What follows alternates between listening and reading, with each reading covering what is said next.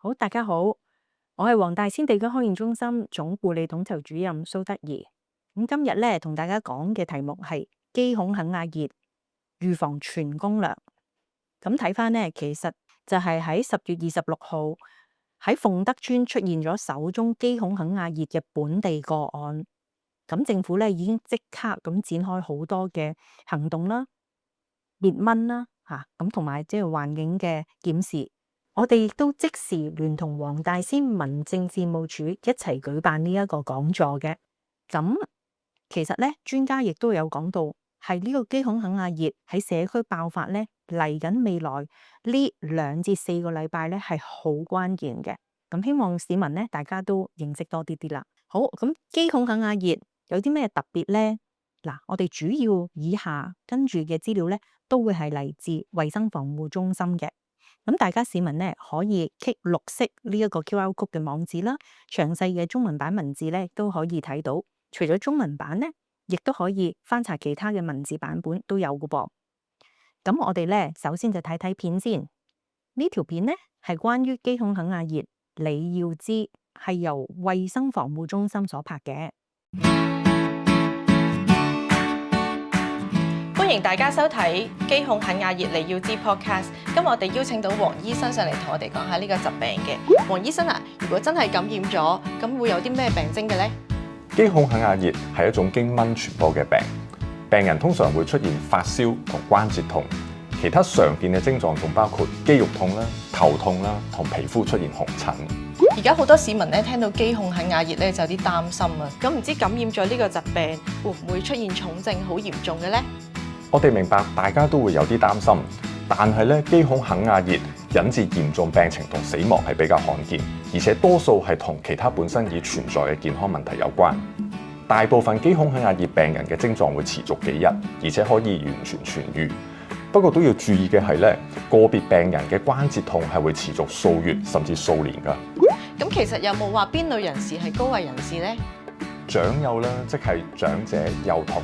另外仲有孕婦同長期病患者咧，佢哋感染之後出現重症嘅風險咧係會比較高。咁咧聽落大家都唔可以掉以輕心啊！記得要做好防蚊措施啊！咁市民咧都會好關心肌孔肯亞熱咧會唔會人傳人嘅呢？肌孔肯亞熱係不會透過日常生活等途徑人傳人嘅。由於肌孔肯亞熱係經蚊傳播，所以咧清理積水以防止蚊嘅滋生，同採取妥善嘅防蚊措施咧就係至關重要啦。咁如果未有病徵嘅感染者，又會唔會將病毒傳播出去嘅呢？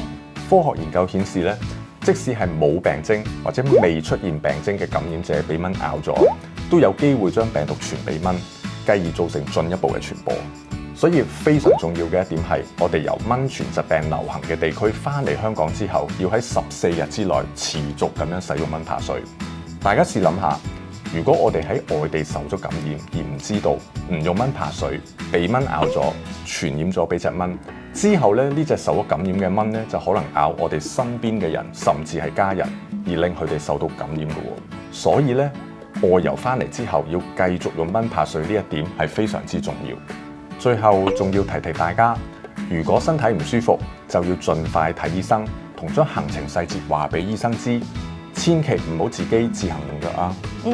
所以為人為己就記得聽醫生嘅勸告，做足防蚊措施啦。防蚊做足，全家幸福。有關最新嘅資訊，就要緊貼我哋衛生防護中心嘅網頁同埋社交媒體啦。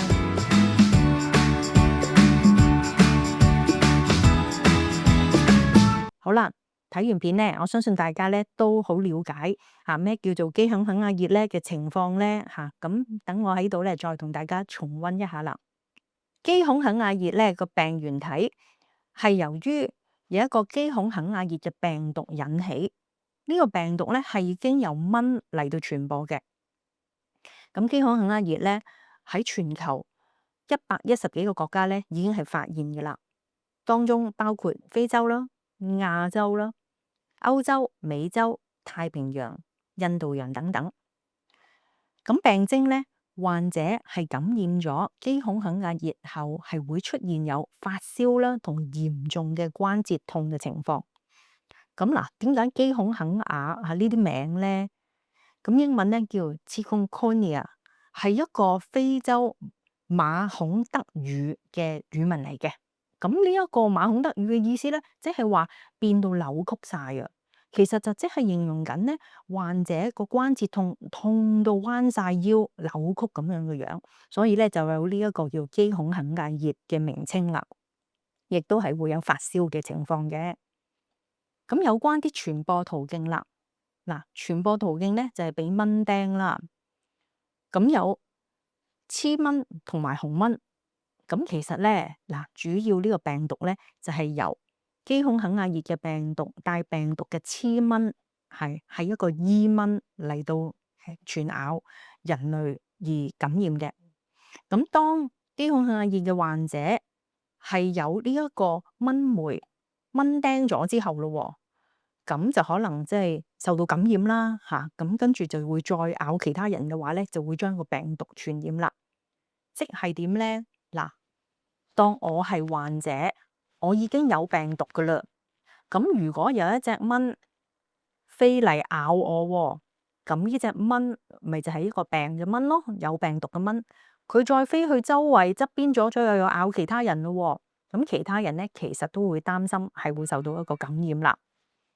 咁其實咧，而家我哋講緊話本地個案，其實係啲乜嘢咧？係擔心就係點解有一個患者婆婆，佢都係冇去外遊嘅記錄喎，喺本港本地點解都會係有一啲嘅病蚊咬到佢嘅咧？咁所以都擔心呢一個係一個本地個案，而呢一啲嘅有病毒嘅蚊會唔會一路咬緊其他人添咧？咁我哋都即係全港其實咧，衞生防護中心啦，專家啦，都係喺度探討緊，喺度密切監察緊呢件事嘅。咁所以咧，我哋就要做好多嘅防蚊嘅措施咁一陣我都會講多少少噶啦。咁關於呢啲病蚊咧，嗱，病嘅源頭喺非洲嗰邊咧，就係一個叫埃及伊蚊啦。咁其實咧，香港都一樣有嘅喎，係不過白紋伊蚊白紋伊蚊一樣可以係帶呢啲嘅病毒做一個病媒蚊嘅。咁而蚊咬人其實咧好多時都會係白天啦咁最高峰期咧就會係清早或者係傍晚嘅時分，咁所以大家特別要注意啦。喺好罕有嘅情況下咧，其實肌孔肯亞熱嘅病毒咧都擔心係由母體傳俾啱啱出世嘅嬰兒嘅。蚊咧有分雌雄兩種蚊啦，咁其實咧會咬人嘅話咧會係雌蚊點解雌蚊係會吸血嘅咧？因為啦，女性嘅蚊即係雌蚊啦，咁佢係要吸血嚟到獲取血液中嘅蛋白，對於呢啲嘅佢嘅卵子嘅發育咧係好重要嘅，咁所以咧佢係需要一路吸人血嚟到幫佢一度繁殖咁。但係吸嘅期間，其實咧再加埋佢蚊本身嘅口水，就會有一個作用啦咁亦都咧再咬人咧，其實就唔單止病毒啦，亦都會令到佢嘅皮膚紅腫啦咁亦都會同時出現埋一個嘅登革熱啊，或者係其他嘅瘧疾啊，或者其他嘅疾病啦，都係由呢啲嘅原理而成啦。而今次所講嘅咧就係肌孔肯亞熱嘅病毒啦。咁紅蚊咧，其實就唔會咬人嘅，佢主要嘅食物咧係嚟自植物嘅，係主要以花嘅花蜜啦，或者植物嘅汁液為到食物啦，係唔會吸血嚟到維持生命咁。而紅蚊咧嘅壽命，佢係交配完嘅話，其實就會好快死亡嘅。大約真係一兩個禮拜，紅蚊就會死亡。咁相信相對地咧，雌蚊嘅話可以壽命去到一兩個月嘅喎。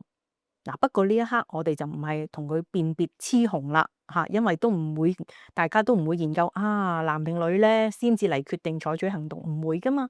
所以啦，我哋就係一定要全面咁樣防蚊全面咁樣保護嚟到即係同大家做一個預防嘅。睇翻啦，肌孔肯亞熱嘅潛伏期咧係2至到12日，通常咧被有毒嘅蚊感染咗之後咧，就會3至到8日咧，其實都通常咧呢個潛伏期都有機會發出嘅啦。咁治理嘅方法咧，現時嚟講係冇特定嘅抗病毒嘅藥物啦。咁主要咧就係舒緩痛症為主，亦都包括譬如係退燒啦、止痛啦，或者係補充一啲體液等等。預防嘅方法咧，香港嚟講，我哋而家係冇一個肌孔更硬熱嘅疫苗喺香港註冊嘅。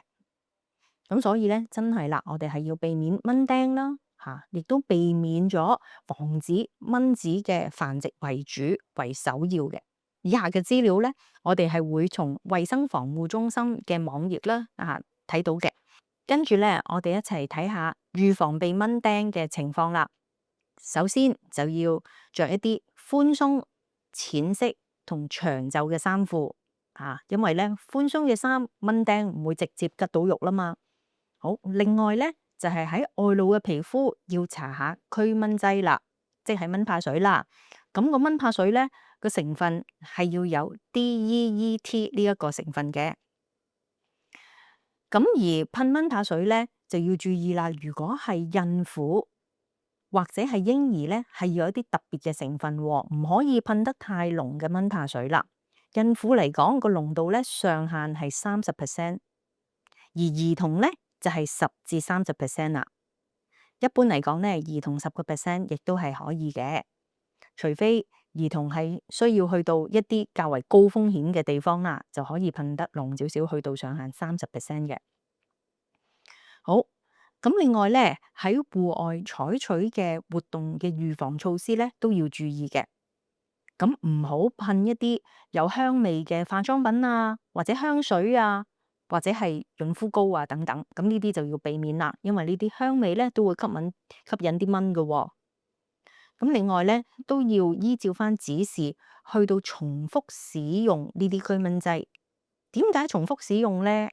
因為咧，隨着時間，其實嗰啲嘅驅蚊劑，即係蚊怕水咧，都會有機會嗰個藥效會下降嘅。